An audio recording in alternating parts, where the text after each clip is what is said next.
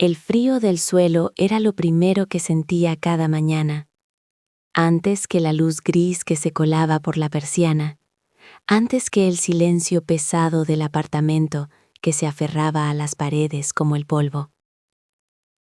Los días se habían convertido en una única y larga exhalación, un suspiro monótono que empezaba y terminaba sin que nada cambiara en el interior. El espejo le devolvía la imagen de un extraño, alguien con los hombros caídos por un peso que nadie podía ver, y unos ojos que habían olvidado cómo reflejar la luz. Las calles bullían de una vida que no le pertenecía. Risas, conversaciones, el pulso de la ciudad. Todo le llegaba como un eco lejano, filtrado por una capa invisible que le aislaba del mundo. Caminaba entre la gente como un fantasma, sintiendo la corriente de sus vidas pasar a su alrededor sin tocarle. Cada paso era un esfuerzo, cada respiración un recordatorio de la fatiga que no era del cuerpo, sino del alma. Las memorias eran emboscadas. Un olor, el fragmento de una canción, una cara entre la multitud, y el pasado se abalanzaba sobre él, apretando la garganta con los dedos helados de la culpa y el remordimiento. Vivir se había convertido en el acto de sobrevivir a los propios recuerdos. Fue en un libro viejo, de páginas amarillas y olor a tiempo, donde encontró la palabra. Un susurro de tinta sobre un lugar más allá de los mapas conocidos, el río de la muerte. La leyenda no hablaba de un final, sino de una travesía. No prometía la paz de la nada, sino el fin del dolor. Decía que sus aguas no arrastraban la vida, sino el sufrimiento que la anclaba.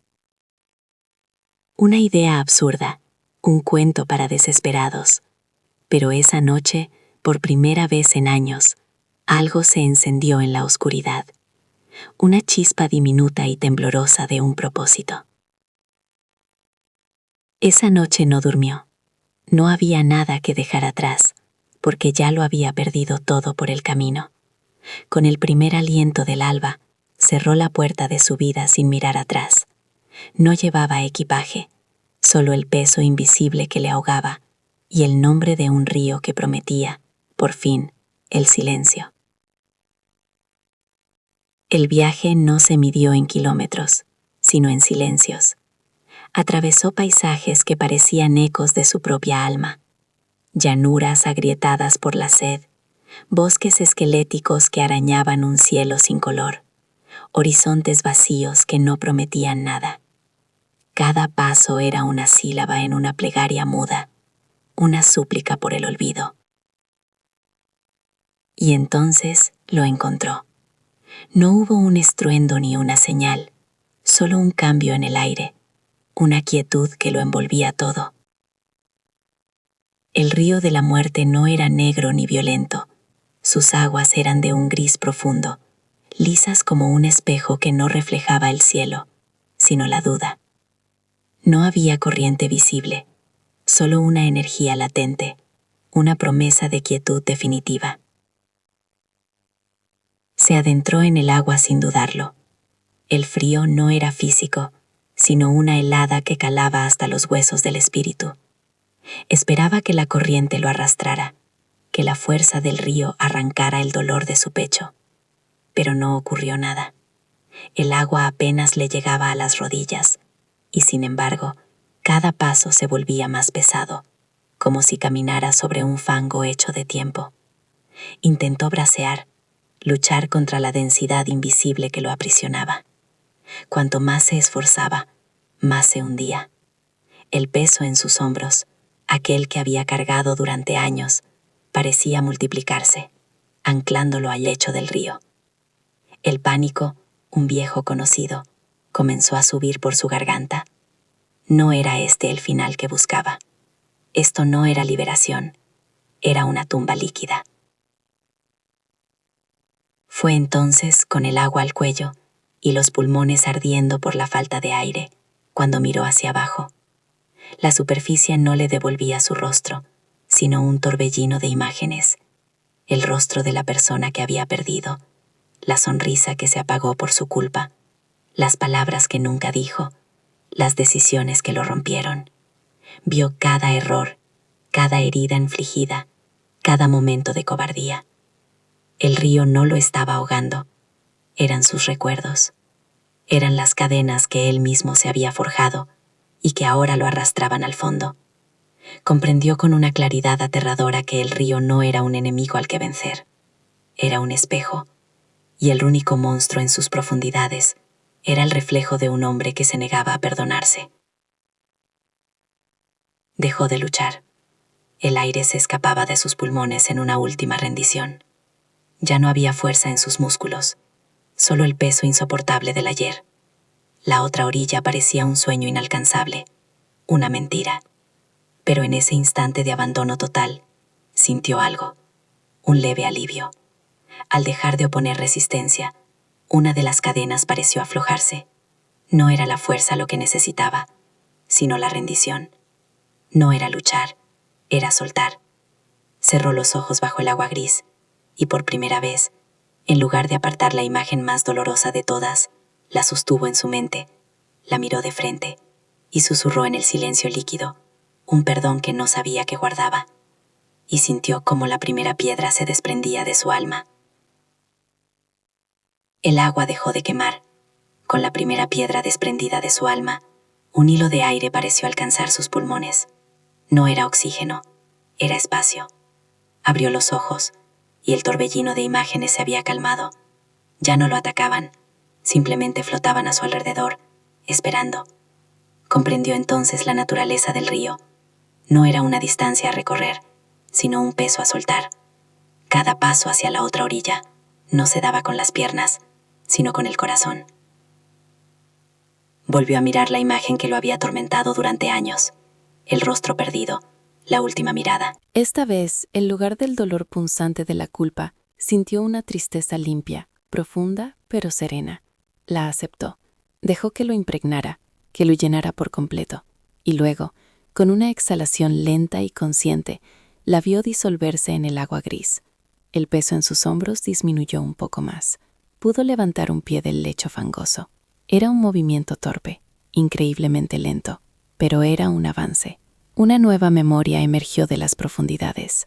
Una promesa rota a un amigo, las palabras crueles dichas en un momento de ira, la cobardía de un día en que debió haber defendido a alguien y no lo hizo.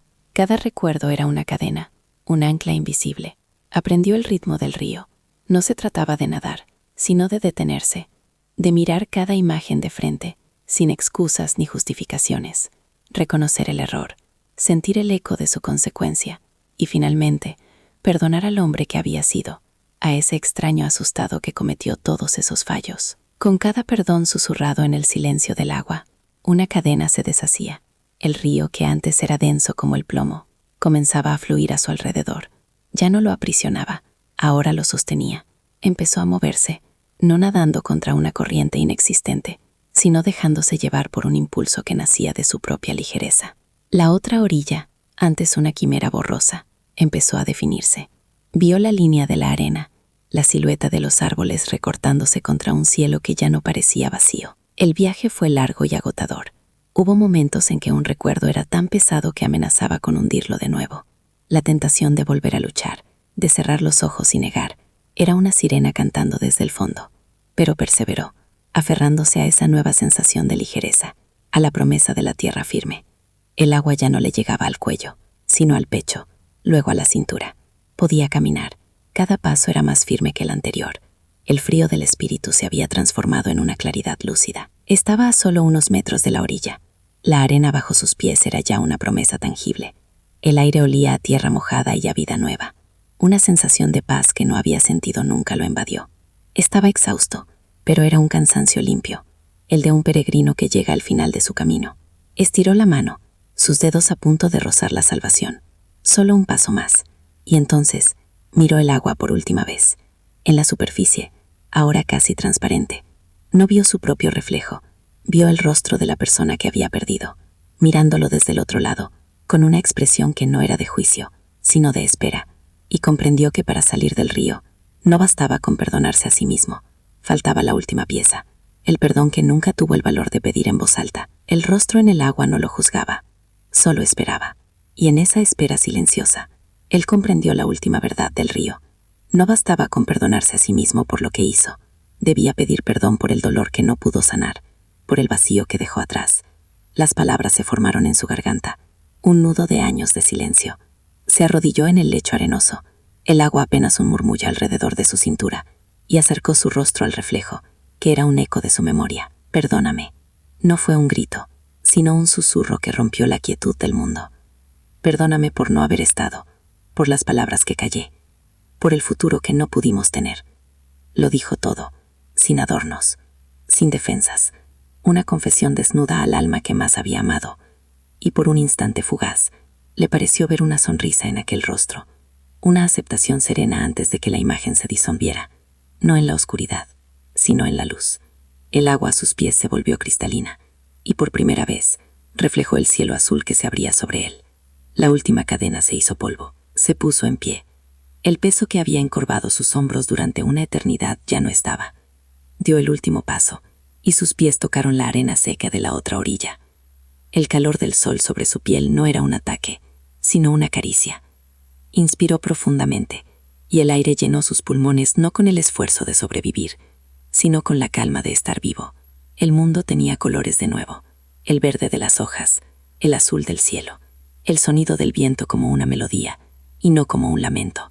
No había olvidado nada, pero los recuerdos ya no eran anclas, eran parte de él, como las cicatrices en su piel, testimonios silenciosos de un viaje a través del dolor. Miró hacia atrás. El río de la muerte seguía fluyendo, gris y tranquilo, no como una tumba, sino como una frontera, no un lugar para morir, sino un umbral para renacer. Comprendió que ese río no estaba en un mapa oculto, sino que cada persona lleva el suyo dentro, un caudal de ayeres, de culpas y de miedos, que amenaza con ahogarnos cada día. La travesía no consiste en olvidar a quienes perdimos, o los errores que cometimos. El río no borra las cicatrices, las limpia para que dejen de doler.